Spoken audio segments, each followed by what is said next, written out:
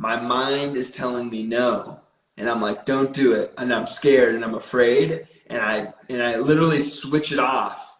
Like there's a point and I'm getting better at it, but there's a point where like I just shut it off and I get in. And the reason why I love that and the reason why I kept going back is because I can take that moment, that like success moment of getting in and like just doing it and getting out of my comfort zone, getting in the cold water, and I can apply that in other areas of my life.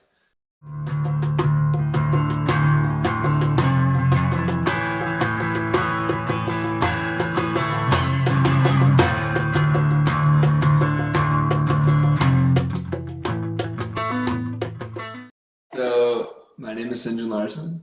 Uh-huh.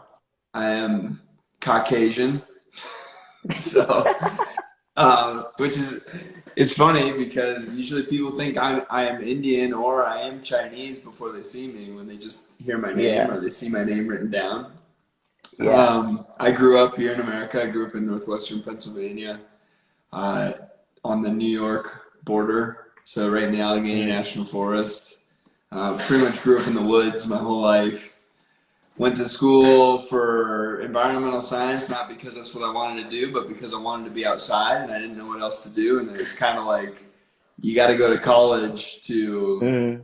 Figure it out. be successful kind of thing. So, Yeah. yeah, so went to school for that. And then throughout my journey of trying to figure out what I wanted to do with my life, essentially I did some nomading, like kind of like your story a little bit, and then ended up in Florida with a lot of my phone's doing a little weird thing. I ended up in Florida with like quite a bit of health issues that were kind of building up over the years. And Yeah. as a seemingly pretty healthy person, kind of hit a big roadblock in my life of I just needed to figure some things out without the help of doctors because the doctors weren't really helping me too much.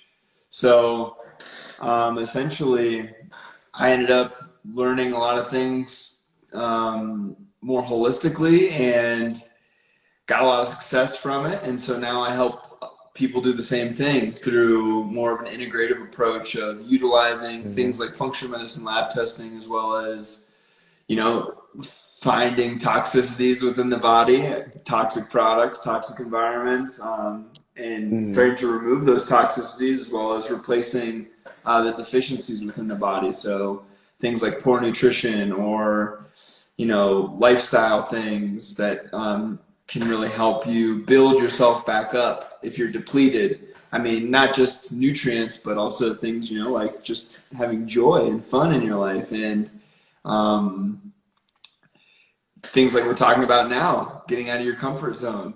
So Hmm. these are all little things that integrate into me as a health practitioner and what I do for myself and what I help others do as well.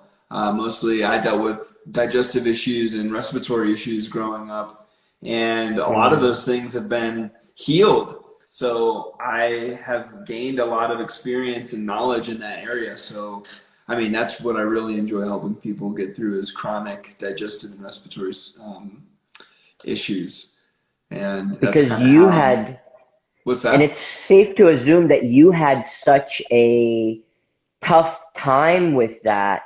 And like, in the US where I feel like as an immigrant, right? I have a really good perspective of growing up outside the US, outside the West, right? And then coming to the West and in the West, modern medicine is like the holy grail, You have any ailment and modern medicine can cure it. But in your case, modern medicine and all these doctors, right, were unable to heal you.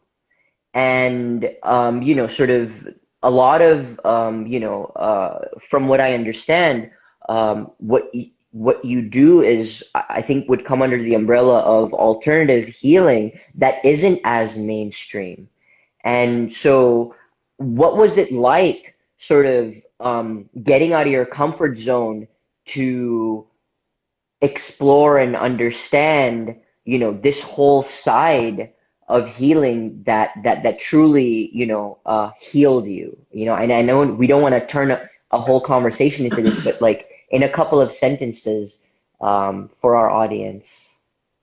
Yes. Well, what's coming to me right now, and I never really thought of explaining it this way or saying it this way, but it works out pretty well, is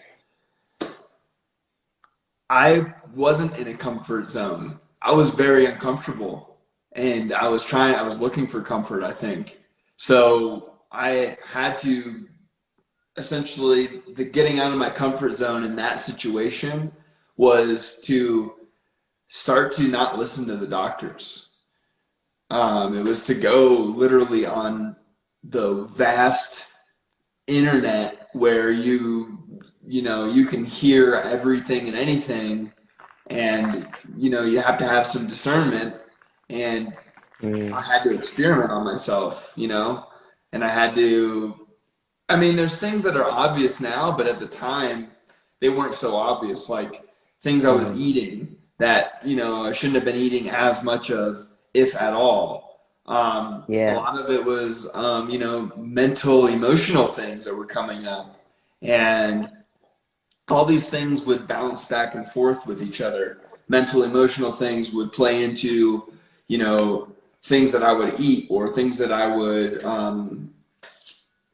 react to and play out in other habits of my life, and then those things would then make me feel worse, and it's just kind of like this vicious cycle, I think, that most of us get into, and we don't really realize it. And then once you can learn to break that cycle, you can essentially do the same thing but the opposite way, and go in an upward spiral, and you can do the things that make you feel good, and then your feelings of goodness make you do more things that will keep you feeling good in a very Amazing. Yeah.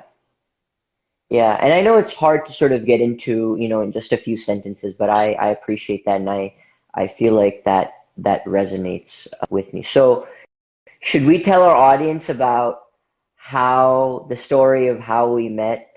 Would you like to start us off? Then I'll jump in. yeah, definitely. I'm just gonna plug my phone in because Yeah, yeah, yeah. Go for it. here. Yeah, so we met at the hot springs. So we were at Hot Sulphur Springs, Heather and I, and we're sitting in the magnesium-rich pool and just chilling. Like you can't do anything but chill at the hot springs. Highly recommend, if you've never been to a hot spring, get your butt to Colorado or California or Wyoming or Canada and go check out a hot spring. Arkansas, if you're in Texas, right? Go to a Yeah, hot spring. Idaho, Montana, anywhere really like in the West. I think there's Yeah. like an abundance of hot springs. You just got to kind of find them. New Mexico, um, yeah, they're the best. And I didn't really know about them until I came out here. And my first hot springs that I ever went to, oh, this is a great one for getting out of your comfort zone. So Tell us. Mitch and we were going to like just testing different hot springs out. And Hmm. so like one of the first ones we go to is like 2 miles into the woods, like around nothing. It's a little like really cold spring that's coming out, creek that's coming beside it, and this hot spring that's flowing right into the cold creek. And we're sitting there, and there's nobody around, I think, at this point. Maybe there was one other person, but they were kind of leaving. And Mitch and I get into, like, it is dirty, like mud, like this black mud in there. And it was hot, and just like, you kind of like, it wasn't like this nice built up hot spring like we went to, like where you got to pay money and they got all like the decks and the different hot tubs and all these things. The amenities. Yeah, it was just, you're out in the woods and people just built a little like rock sculpture with it. And so we're sitting in this like really muddy hot spring, and these two guys come up butt ass naked and with their dog, with their like this really little dog, and we're just hanging out in this hot spring, just like okay, whatever, what's up? And these guys were like super. They wanted to get as close to you as they could. They wanted to talk to you. They wanted to tell you about everything. And their dog is like running around all over the place. This little tiny dog. And oh yeah, and there was some other people there because they had a dog too. And then all of a sudden, this little dog is trying to get at this big dog. And so this big naked guy is just like hobbling around the rocks, trying to like capture his dog and bring it, Oh my like God. wrangle his little dog in. And it was quite the experience. That was the first time of my first hot springs. And they were telling us about the mud too and how like awesome the mud was. And they were like rubbing it on their skin and saying like all the healing benefits of this mud and all this stuff. So that was pretty weird. But anyways, yeah. So you and I met What an at the hot experience. sulfur springs here in Yeah. Colorado, and just hanging out. And I think you just were kind of like you just wanted to talk. You just wanted to see who Yeah. we were. Yeah, so a little bit of background. So at that point, I'd been in Colorado for a few weeks, and one of the intentions that I set for myself as part of my nomadic journey is to just fall deeper in love and embrace my solitude, because solitude has been something, as a very extroverted person, something that I couldn't deal with, right? But there's a lot of power in solitude, and I recognize that. And as part of my training, I wanted to sort of, get better at that. And so when we met, I was coming off of essentially a whole week of not really seeing any humans. Kind of like I wouldn't call it a silent retreat, but I was definitely, quarantining myself, but not really quarantining. And so I, as an extrovert, had all of this energy, like this energy to just talk and absorb and engage. And I was just able to very beautifully, and you all were very receptive, obviously. I think there's a lot to be said there as well, in like allowing me to unfurl, this pent up energy that I had, right? And I think for a lot of people, doing that is getting out of their comfort zone, right? Like a lot of people, we live in a society where the norm is, you stay in your lane, and like you go to places with your people and you socialize with them, Yeah. Or as on your opposed to phone. like, yeah, or on your phone. But I Yeah. think the vibe in the hot springs also just like, I think it's like tied to our ancient human history, where it just like forces people to come together despite their strangeness to one another. And it was very easy for me. And obviously you were open, and I'm inherently extroverted. So it was easier for me to just get out of it. Didn't feel like getting out of my comfort zone. I was just like, okay, we're going to just connect with these people and see what happens. And it was quite a beautiful connection, because our conversation, what started, led to us spending the rest of the day together, right? And that, you know, encounter leading us not only to many other beautiful moments, but this moment right here where you and I are like over 1,000 miles apart, right? And in your words, talking to each other through a phone while like the rest of the world watches us do so, right? Right. And to know that we had a chance encounter, and it's turned into something so meaningful, beautiful, where we're preaching the gospel of getting out of your comfort zone. Yeah, baby. All the way from the beginning. I Yep. mean, because we were going to talk about this too. We started doing, so we met, we started getting to know each other a little bit. Heather, you, me, her mom, and then we were going to like all these different pools together and Yep. testing them all out. And then we ended basically the day with it's Kindred meditation. Is that what it's called? Yeah, kindred meditation, exactly. So Yeah. that's a form of meditation that I'm involved in. It's very unique. It's a movement-based meditation that I believe, as somebody who's tried more traditional forms of meditation and really struggled with it, I feel like this movement-based meditation really allows me to get into my body, tap into, sort of the intuitive sense that, as part of everyday life, we're so divorced from, right?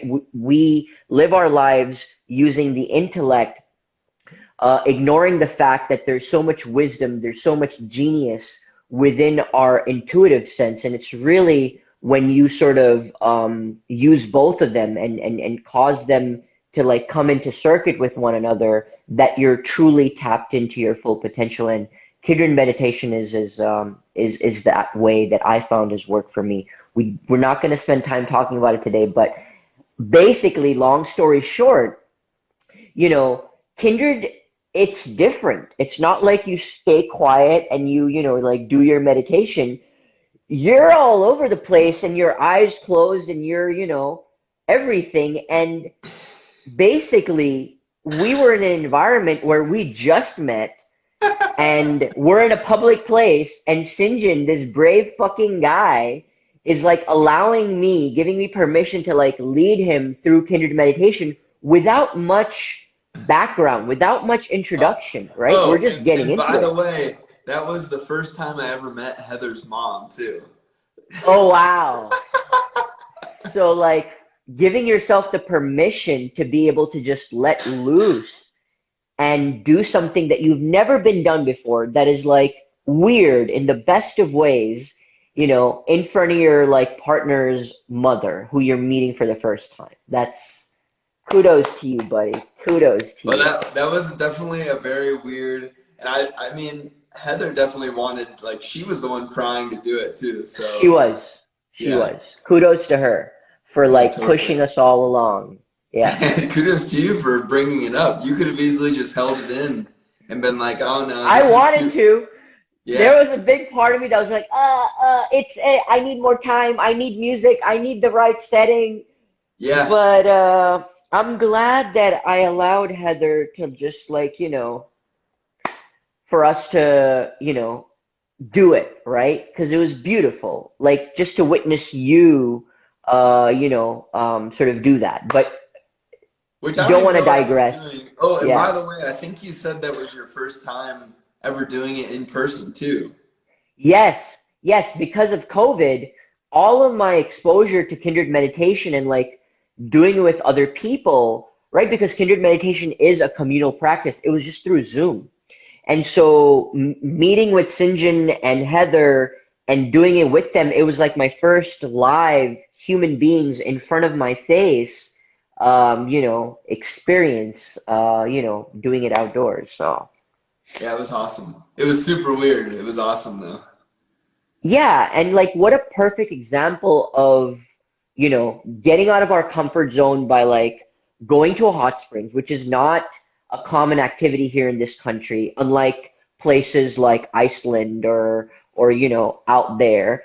And then sort of allowing ourselves, opening ourselves in a way to just let a complete stranger come into our lives and build a meaningful connection with them, right? And then further getting out of our comfort zone by like taking that a step further and allowing each other to share something that's so deep and for you to make yourself more vulnerable to sort of try this thing that's so different. Um, Let me ask you this. As a result, because this is not something that we've had a chance to talk about, what was that experience like for you, right? Like, do you feel that it paid off? And so, we never really got to talk about that. Yeah, Well, like from what I remember saying that I could have gone deeper, I think. Like I feel like I was just Mhm. getting kind of warmed up. And Yeah, I think that's because it was like I was in this weird environment. I didn't really like know what was going on. yeah. I'm like just meeting, you know, you and Heather's mom and like just like kind of just I don't know, and that might have even made it more easy at the same time because it was like, Mhm. all right, like I don't know these people, like whatever, just be weird about it, who cares? Um, but I don't know if those types of things that happen when you actually put yourself out there, when you actually just do it and go for it, no matter Mhm. how weird it is or sometimes scary or Mhm. whatever the feeling that comes up, leads Mhm. to like it's not like a trauma, but it's like it's a memory that sticks. Mhm. And I think those, like when you have more of those moments of getting out of your comfort zone and doing something weird, like Kindred meditation in front of a bunch of people you don't know at a hot springs in the middle, like of the day, like Mhm. that is a memory that will last. Whereas if Mhm. you and I both just like held on to the fear and you didn't say anything and I chose not to do it, it would have just been another Mhm. day and it wouldn't have Mhm. really like held any weight to it. It wouldn't have really created that that space and that memory for you know ultimately the real feeling of getting out of your comfort zone, which is being able Mhm. to feel okay about life and essentially say like if I died tonight I'd Mhm. be okay. I'd feel okay with it, And I kind of took Mhm. that a little drastically, but essentially that's the whole point of getting out of your comfort zone in life is because if you don't do that, you're you're not living. You're not living in Mhm. the comfort zone. You're just like what is it? You're alive, but Existing, you're you're not actually living. surviving. Yeah. Yeah, Yeah.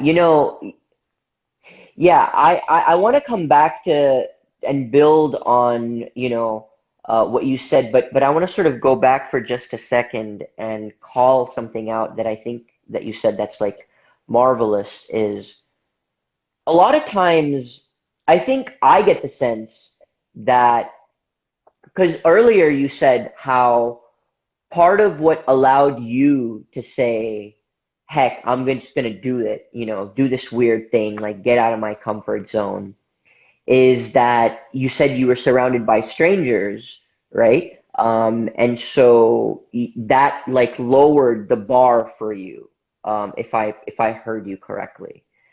And that's so interesting to me because I get the sense that when we talk about like fear and the fear that like keeps people playing within their comfort zone and living within their comfort zone, I get the sense that that's more as a result. Like if we were to interview people, that more of them would feel uncomfortable doing something weird in front of a stranger, even though what a stranger thinks matters the least, and they would feel more comfortable if they were coaxed into something with someone they knew, right? hmm So obviously, I understand that, like, you're doing something crazy with someone that you know, there's that reassurance, but like, if it's new for both of you, there could be judgment, right?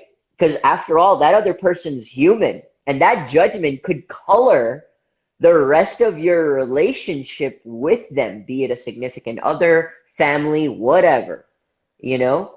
But doing it with a stranger, to your point, like who cares? They're not going to be there if you don't want them to in your life. Yet, this fear that we curtain ourselves, from, the judgment of the stranger. I think that's very interesting. yeah. I mean, it's kind of like a dual thing of it's more along the lines you're not really afraid of either knowing the person or not knowing it. You're afraid of just the judgment itself, I think. And I'm sure there's something Yeah. deeper than what it is. But it's more of just like, it's just a fear in general. But Mm-hmm. I don't know. It would have been, you know what I think would have been more afraid for me though? How, like, it would have What? been if my parents were there. Oh yeah. I think if my parents were there and I did that, I think I would have been, I don't know if I would have done it. That would have been interesting. No, yeah, I don't know. I probably would have still, but it would have been the same level of, there would have been some fear there for sure. Yeah. Because they're just like, what is he doing? Mm-hmm. But then I think, oh, my mom probably would have done it too, actually. Yeah, for sure. So, dude, let's talk about plunging. Let's like go from the opposite of a hot spring to cold plunge. How do you feel Yeah, about that? feels like a great transition. Feels like I want to do it 7 times, hot and in the hot, then in the cold, in the hot and the cold, Hot, because that's cold, the hot, best cold. way. Hey, I know we talking about this earlier, but I'd be very interested. I feel like I've heard people talk about, the benefits of, the hot, cold, and like cold plunges, but who really knows, right? Like I don't know, sort of evidence that shows. So I think it's interesting that we still sought it out, right? And I know that the video that I shared, in the lead up to today's IG live was my first real experience, cold plunging, right? But you've obviously done this before. So I'm very interested to learn more about your story of A, how you were exposed to it, B, what drew you to it, right? And C, what keeps you to continue pursuing it, to help us understand the inner workings of why. Yeah, so why I was drawn to it is a little different. Like, so for the benefits side of it, Hmm. so I know the benefits of hot springs, at least Yeah, mineral hot springs, right? So you go for to the hot sure. springs and like it feels good, you get warm, and like Hmm. it's very relaxing. And then you have all these like, trace minerals that you're soaking Yep. in, or even like other minerals like zinc and then the sulfur and magnesium and all these things, and you're getting all these benefits that way. But with cold plunging, there's benefits, but I don't remember them. I don't really know them offhand. I mean, if Yeah. I'm sure I could spend a minute, conjuring something up that I can remember. But I literally did it because, well, first of all, I just moved here a year ago, and then I it was during COVID, and there was like nothing to do, and it was like Mm, becoming January, and I didn't know anybody, so I literally got on. And I've been doing like different types of breath work for a while. So like when you learn yeah. about different breath works, cold plunging kind of comes into that scene. So like I've heard of people Yeah. doing it, and when I grew up, in my hometown, there was people doing what they call a polar plunge. Oh And yeah. the polar plunge essentially is just a cold plunge. Just people, they didn't talk about benefits. They just did it as something crazy in the winter to do. Yeah. And people would After all gather smashing a lot of together. beers, What's that? after smashing a lot of beers, was this like a party activity or was it No, more no, like, it was like a community thing. Like okay, the community would kind of all do it, and they would like their kids would okay, do it, and it would be just like okay. I don't remember people actually going in and staying in. It would be like Yeah. I hear just people just going in and then like getting real wet and then running out and being like, "Woo, I did it," kind of thing. Okay. But I never went, so I wonder like I kind of wonder what it was like and what people did know and what kind of knowledge of people that were there, especially Yeah. growing in my hometown. But yeah, so I just was going on Facebook and I think I was just looking for like local groups so I could meet people. And I'm pretty sure I just came across, Colorado Cold Plunge Crew or something. I think that's the name of it. And they were going, they had certain dates they were going. So I was like, oh, I'm gonna go do this. I remember hearing about it, and I know people do this. I know people get in the cold water, and there's like, you know, there's benefits or whatever to it. But I just wanted to Mm. like see if I could do it. And this was January.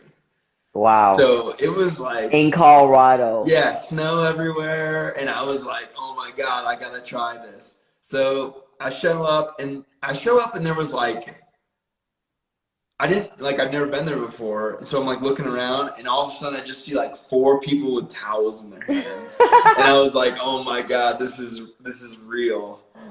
And I was so scared because I was like, there's fucking snow on the ground. And the creek that we were getting into just had ice like along the sides and there's snow everywhere.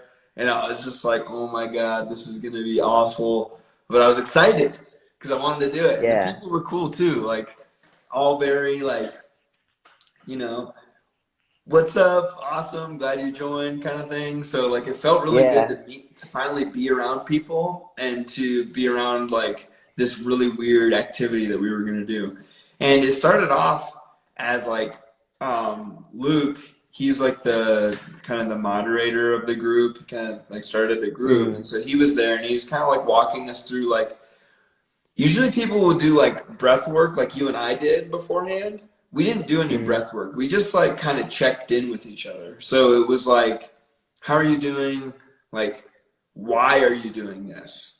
So like, why are you here to jump in this cold water? So like we were kind of just like really making sure we had like, that we were present is kind of like how I saw it, like being present in the moment. And Yeah. so I think what I said is more like I just wanted to like get into the community in Boulder here, and then Because you were new. yeah, because I was new, and then I think I can't even remember. I think what I initially did it because it's been almost a year now, so I can't remember why I initially got into it. Anyways, I had a reason why, but I can't think of it right now. Either way, Yeah. I was there, I showed up, and man, it was cold. It was so cold. And it was like the whole time I was like, I want to do it, but I don't want to do it. I want to do it, but I don't want to do it. Oh my God, how long am I going to last in there? Like, what am I going to what's my reaction going to be? Like, am I going to freak out in there? Am I going to die? Am I going to, like, what's going to happen? And like, I think I lasted longer than I thought I was going to last. I lasted like almost 2 minutes or something in there. Nice. And, I felt good about it and got out and like felt the feeling of like, like you get really hot and your body's kind of red and you're just like, it was awesome. Wow. Wow. And so tell me more about, because I'm sure getting into the water and, sort of putting yourself through that in the middle of January, it took a lot of courage to sort of get there, right? And I think I get the sense that a lot of people, try something once, and that's great, that they try it. But you kept coming back, right? So what was it about that experience that was transformative, right? What was that like leap of faith, getting out of your comfort zone, and that experience, or maybe the after effects, right? That was transformative, that pulled you back in just Oh, when you thought you were in. so this is what I love about it. And I love the answer to this question for myself. And Yeah. it's not, and like I said, I didn't really do it for any of like, like the immune boosting benefits and all that. But the benefit that I get from it is actually the process of getting in to the water. And it's what I was talking about, where I'm afraid and I literally switch it off. Like there's a point, and I'm getting better at it, but there's a point where like I just shut it off and I get in. And the reason why I love that, and the reason why I kept going back, is because I can take that moment, that like success moment of getting in and like just doing it and getting out of my comfort zone, getting in the cold water, and I can apply that in other areas of my life. So now, like when I think about doing something else that I don't want to do, I have like almost a muscle memory, or like a way of being like, I don't want to do this, I don't want to do this, and then you shut it off and you just do it. Yeah. And I just build that, and the cold plunge helps me build that. Yeah. And you know what?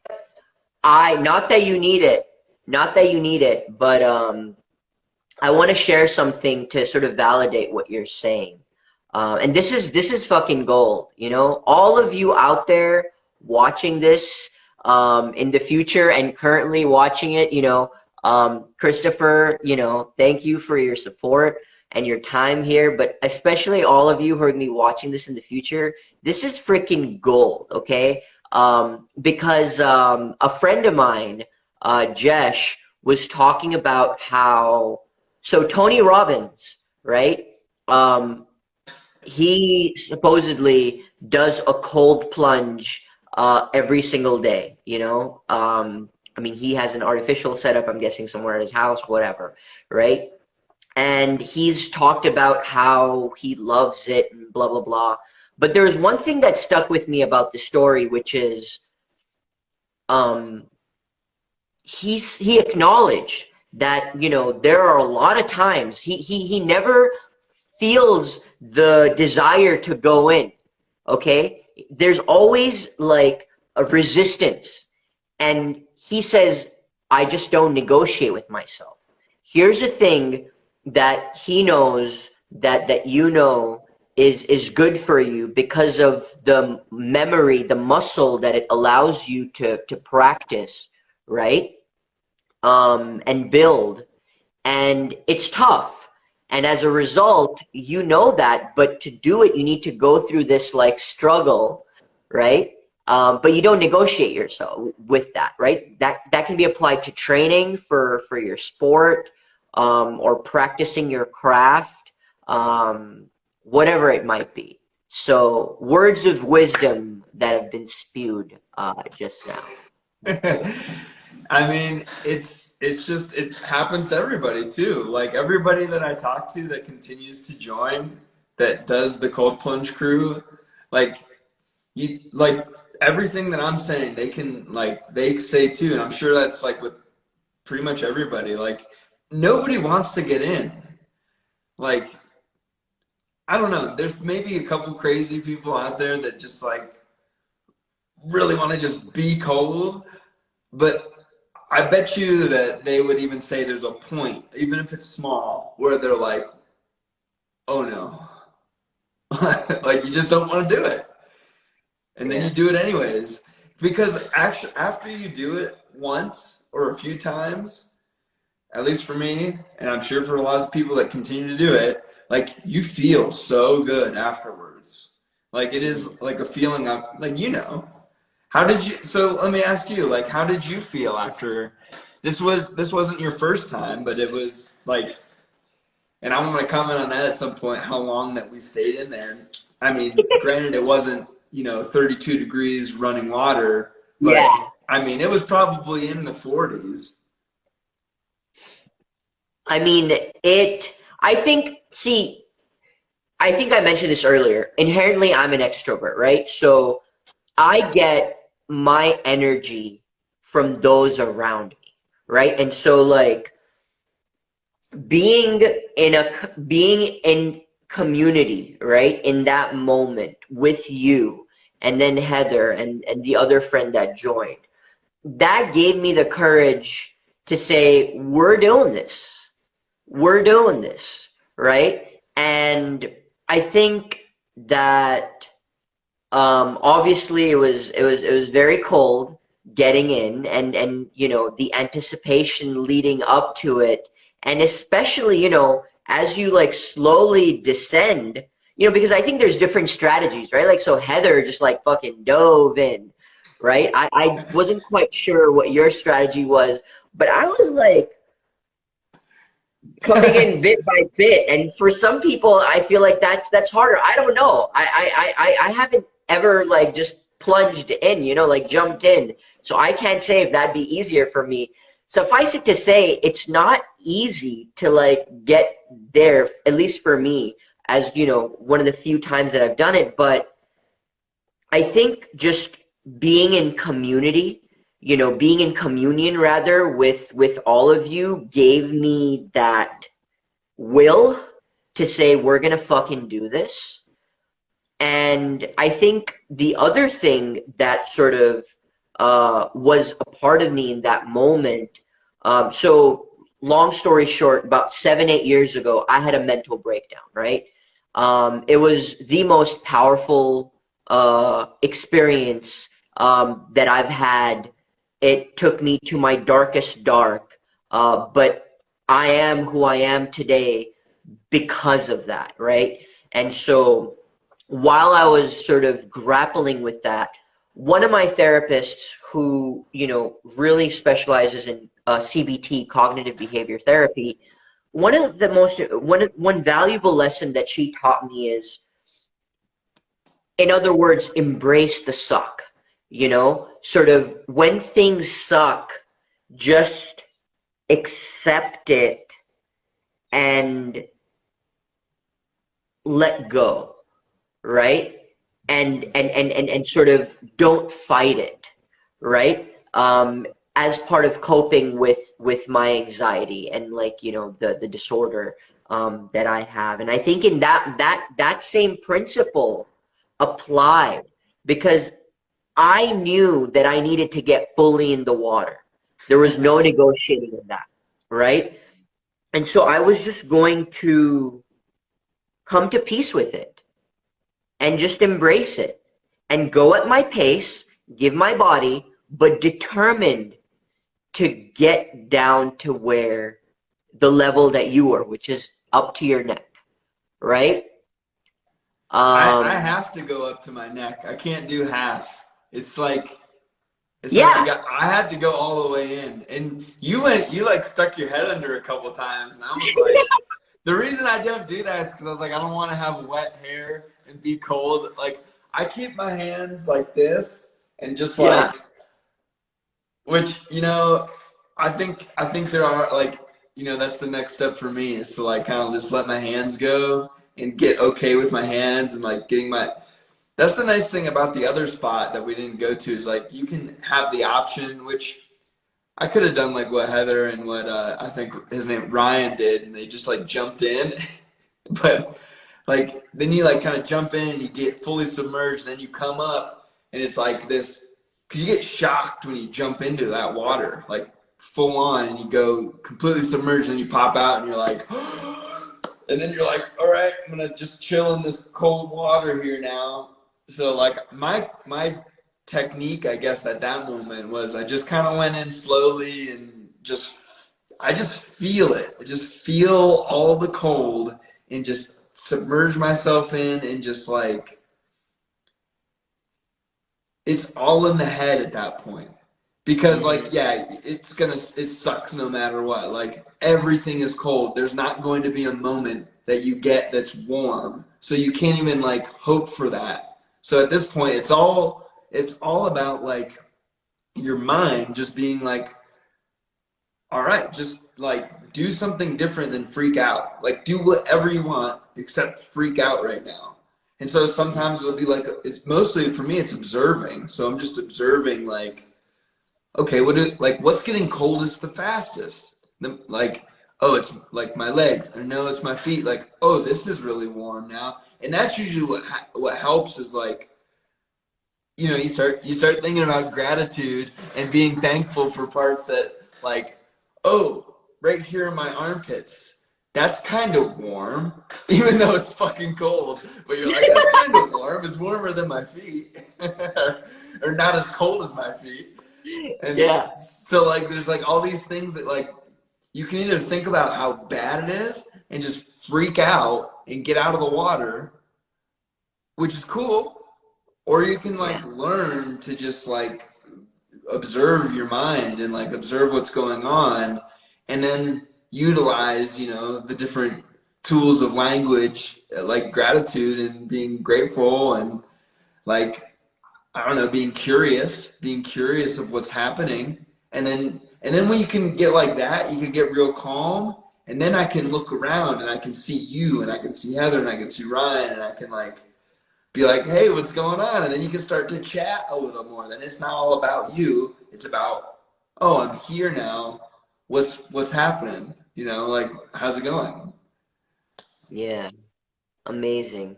And you know, sort of kind of trying to bring this full circle, I think, you know, just there was one thing that you said earlier that I really want to build on, which is doing things like this, which force you out of your comfort zone, almost create this muscle which allows you to sort of, you know, apply that same type of thinking in other things in your life, right? And I think one thing that I want to add to that is doing things that are outside of your comfort zone is usually for the most part outside of other people's comfort zone as well. There's obviously variability in this, but there's a level of, I feel, self-judgment and sort of fear that we have to overcome in order to be able to do things that are weird, that are crazy, but not self-harm, right? But just crazy. That I think also build a muscle, the muscle of courage, the muscle of bravery, the Mm. muscle that ultimately builds one's belief in oneself, right?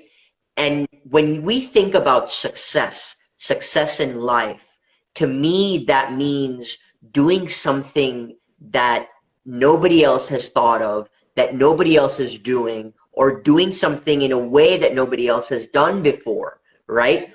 And believing in yourself that that way of thinking, which allows you to do something differently, is one that's worth it, right? And I feel like getting out of my comfort zone and practice doing that with different things allows me to build up my courage, my bravery, ultimately my belief in myself to say, fuck yeah, I am seeing this part differently. And I think that this could be successful. And I truly believe that. And if I feel the strong enough desire, I'm going to pursue that, be it a business, you know, like in your case, or which, you know, you're the first person that I've come across who is doing something like this, right? Or be it art, right? Or be it just, you know, writing, whatever it is, right? Doing it different because you give yourself the permission to do things that are different by stepping out of your comfort zone. Yeah, it's that ultimate like self-expression really.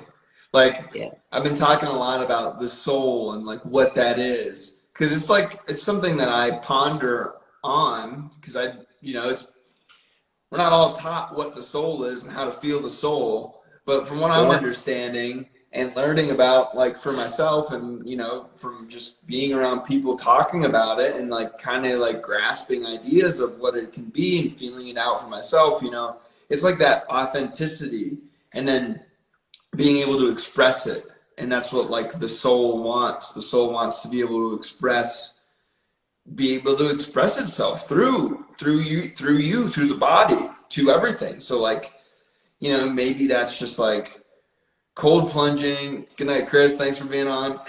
Yeah. Thank you That's so what's much, up. Chris. Well, we were gonna invite you on for a couple of minutes if you wanted to like participate because we were talking about doing like an audience participation, but oh yeah, he's dropped. Never mind. That would have been cool to have him on. I've Yeah. known Chris for a while, and he's going to be an OD, so he's doing a little bit different thing Oh, in a doctorate path as well, a little bit more oh, alternative. nice. Yeah. Very, very Um, nice. but yeah, anyways, like like the soul expression, I suppose, is what it sounds like you're saying. Like just being like, oh yeah, what I was saying is like cold plunging, like that can be an expression, of the soul, I guess, for some people. Whereas other people, it's like getting in the flow of, you know, jamming on guitar or snowboarding or doing art, expressing, and being in the movement where you're like, it's so effortless and so, you're not even thinking about it anymore. You're just doing it and it's like just full of joy. Hell yeah. Cool, man. Well, this has been a wonderful conversation. I think for my first IG Live, I could not have asked for a better experience, a better co-host. So thank you so much. I think this was so much fun to do, and I know there was like so much gold that we uncovered in our conversation that like our future selves and future people are gonna get something from. I truly believe that. Um, Yeah, so man. yeah, Thank you so much. I hell appreciate yeah, it. This would never happen without you saying something. So dude. it's amazing. To this and many more. Totally. Cheers. Cheers, Farhan. All right. Thank you. We'll chat with you soon. Bye. Sounds good. We'll be on the next one. Later. Yeah. Later.